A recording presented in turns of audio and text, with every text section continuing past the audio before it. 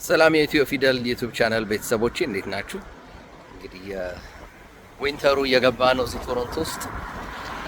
አሽከርካሪዎች በዚህ ወቅት እንግዲህ ጠንቀቅ ማለት አለባቸው። በረዶ እንግዲህ በርከት ብሎ ይጥላል ነው የሚሉት በዚህ አመት እና ይህን በተመለከተ የዘውትር ተባባሪያችን የኢትዮ ፊደል አጋዣችን ተስ አውቶ ተሰማ ቱሉ በዚህ ላይ የሰጠን ማብራሪያ አለ። በክረምት ወቅት እንግዲህ ስንነዳ በዚህ በዊንተር ወቅት ማድረግ ያለብን ጥንቃቄ ምን መሆን አለበት የሚለውን ከሱ እንሰማለን። አብራችሁን ቆዩ። ኢትዮ ፊደልን ደግሞ ሰብስክራይብ ለምታደርጉ በጣም እናመሰግናለን። አብራችሁን ቆዩ። መልካም ጊዜ።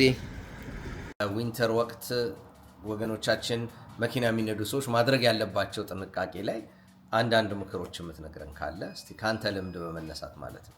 ለክረምት በሚቃረብበት ሰዓት ክረምቱ ከመግባቱ ቢያንስ 2 ሳምንት በፊት ጎማዎቻቸውን መቀየር፣ የባትሪዎቻቸው ምን ያክል ጉልበት እንዳለው ቼክ ማድረግ፣ ቻርጂንግ ሲስተሙ እንደሚሰራ ማየት፣ ዋይፐሮቹ በትክክል ይሰራሉ ወይ፣ ይጠርጋሉ ወይ፣ ሂት ይሰራሉ ወይ፣ ሂቱ በደንብ መስራት አለበት። ሄድ ላይቶቹን አጠቃላይ ማየት፣ ኩላንቶችን አሁን ለምሳሌ ኩላንት እንደ ዋና ነገር ነው። ምክንያቱም ብዙ ሰው አሁን ኩላንት እንደዚህ ከፍተውና ይሄ ኩላንት ይባላል ጆኒ አሁን እንደዚህ ይሄን ኩላንቱን ከፈተው አይደል?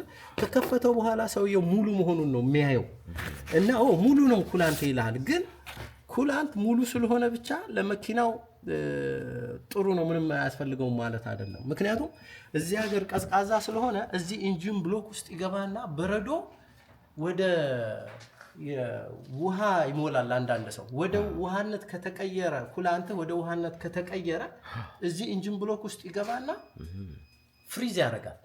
ፍሪዝ በሚያደርግበት ሰዓት መኪናው አይነሳም፣ ምክንያቱም ቀዝቅዟል። አሁን ወጣ ያሉ ሀገሮች እንደነ ካልጋሪ ምናምን ፕላግ አለ። ምክንያቱም ኢንጂን ብሎኩን የሚያሞቅ ማለት ነው ከመነሳቱ በፊት፣ ምክንያቱም ፍሪዝ አድርጓልና ያ ፍሪዝ ካለቀቀ ኢንጂኑ አይነሳል። እዚህ ግን እሱ ስለሌለ ኩላንትህ ስትሬንግዝ አለ። የኩላንት ስትሬንግዝ መለኪያ ይሄ ነው። ያው አጋጣሚ አውጥቼው ነው ይሄ ኩላንትህ ምን ያክል ስትሬንግዝ አለው። አሁን ኩላንቴን አወጣና አየዋለሁ። ገብቷል? ልክ እንደዚህ አየውና መሳሪያ ያለን እኛ አሁን ይሄ እስከ ይነግረኛል አሁን ይሄ እስከ -20 ባለው ውስጥ መስራት ይችላል። ይሄ ኩላንት ገብቷል? እቺ አሁን ማሳያዋ ነች። ይሄ እስከ 20 ድረስ ይሄ መኪና መነሳት ይችላል። ነገር ግን አሁን ይሄ መኪና ወደነ ካልጋሪ ወደነ ምናምን ቢሄድ ሃርድ ስታርቲንግ ይኖረዋል። ምክንያቱም ቶሎ የመነሳት እንትን ስለሌለው ማለት ነው። እና ብዙ ጊዜ ስትሬንግዙንም አብረን ማየት አለብን። የኩላንቱን ስትሬንግዝ ክረምት ከመግባቱ በፊት ኩላንት ቼክ ይደረጋል። ኩላንት ፍላሽ ይደረጋል፣ ይወጣል። ጎማዎች ይቀየራሉ። በስመ ጎማ ደግሞ የክረምት ጎማ ነው ተብሎ ጎማ ገጥም ያለው አዲስ ጎማ ሰው ሰጥቶኛል ይላል። እዚህ ስናየው ጎማ ዓመተ ምህረቱ ያለፈ አሁን ጎማ 5-6 ዓመት ከሞላው በኋላ እዚህ ብትገጥመው ስታዩት እናንተ አዲስ ነው። ግን ከገጠምከው በኋላ ውጪ እንደንትን ነው የሚበንልህ።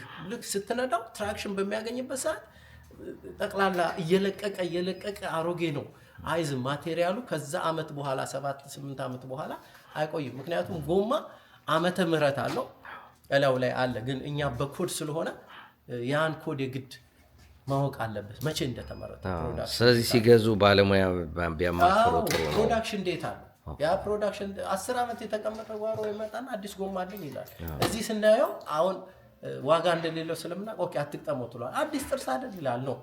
በዛ አይደለም እኛ እላው ላይ ስንት ዓመት እንደቆየ ትሬኑ ምን አይነት እንደሆነ ትራክሽኑ ምን ያክል እንዳለ ስፒድ፣ ትራክሽን፣ ሎድ የተለያየ ነገር ብዙ ኢንፎርሜሽኖች አሉ ታየር እና ያንን አይተን ነው ለመኪና ይሄ ጥሩ ነው ይሄ ጥሩ አይደለም ብለን እንገጥማለን ማለት ነው። እና ማንኛውም አሁን ጎማ ኦርደር አድርገን እንገጥማለን። ሰዎችም ደግሞ ልንገዛ ነው ሲሉኝ ራሱ ከፖስኮ ነው እነግራቸዋለሁ። ባትሪ ሊገዛ ይሄድና ባትሪ ራሱ የተለያየ አይነት አለው። ታውቃል? ሲሲኤ ኮልድ ከረንቲንግ አምፒየር ይባላል። ያ መታየት አለበት። ምክንያቱም አሁን አዲስ ባትሪ ሊገዛ ይመጣና አዲስ ባትሪ ቀይሬ ለምንድን ነው የማይሰራልኝ ይላል። ኮልድ ክራንኪንግ አምፒየሩ ሎ ከሆነ አንድ መኪና አዲስም ቢሆን ባትሪው አይነሳለት። ምክንያቱም ሎ ነው። እነዚህ ነገሮችን በተቻለ ለወገኖቻችን ቢያውቁት ጥሩ ኢንፎርሜሽን ነው የሚሆንላቸው። ስለዚህ ዊንተርን በተመለከተ እነዚህን ጥንቃቄዎች ያርጉ ነገሮች ባትሪ ቼክ መደረግ አለበት፣ ኩላንቶች፣ ታየሮች፣ በቃ ከውስጥ ማሞቂያዎቹ በትክክል መስራት አለባቸው። ምክንያቱም ፎግ ከሰራ ሰውየው መንዳት አይችልም፣ አክሲደንት ሊገጥመው ይችላል። እነዚህ ነገሮች ቀላል አይደሉም እና ክረምት ከመግባቱ በፊት እነዚህ አስፈላጊ ናቸው። መደረግ ያለባቸው ነገሮች ቀድሞ ከ15 ቀን በፊት ማድረጉ ይጠቅማል። ጆንሻይ እንዴት ነበር ያንተ የመጀመሪያ ዊንተር ስትነዳ እዚህ ሀገር? እኔ የመጀመሪያ ዊንተር ስነዳ አንደኛ እኔ እንዳልኩህ ከመኪና ጋር ነው ያደኩት፣ እድገቴም ከመኪና ጋር ነው። ሁለተኛ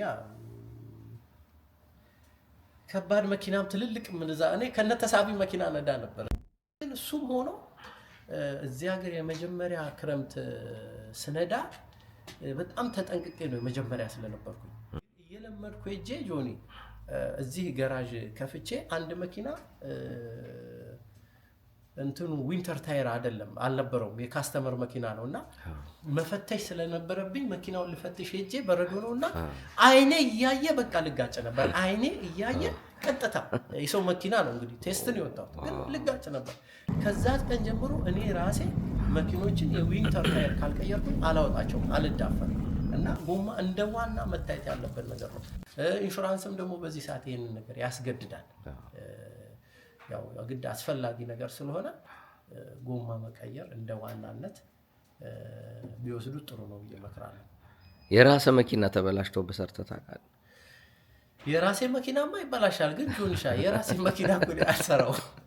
ምክንያቱም የካስተመሮች ነው ቢዚ የሚያደርገኝ። አሁን የኔ መኪና እዛ ጋር ቆሟል፣ ሰስፔንሽን ምናምን እንደዚህ ግን ወደሱ አንተ የራስህ በሚሆንበት ሰዓት የራስህን መኪና አትሰራም። የካስተመሮች ቢዚ ስለሚሆኑ ወይ ምንም አይነት ባዶ ቦታ ስታገኝ ነው እንጂ አንተ መኪና ስራዬ ብለህ አትሰራም። ግን የኔም መኪና ብዙ ጊዜ ይበላሻል። እንደውም አንዴ ቀብር ሄጄ ስታርተር ተበላሽቶብኝ እኔ በሰው መኪና ሰዎች ጭኜ ሄጄ ሰዎቹን መኪና ተበላሽቷልና እባካችሁ ይቅርታ ስላቸው ግራ ገዴ መካኒክ አይደለም ማለት እንዴ መካኒክ በሆነ እንግዲህ ከተበላሸ እኮ ምንም ማድረግ አልችልም ብዬ ብርድ ነበርና ከሰዎች ጋራ እኔም በራይድ ጠይቄ መጥቻለሁና መኪና ይበላሻል አይበላሽም ማለት አይቻልም። የማንም ሰው ቢሆን ጆንሻይ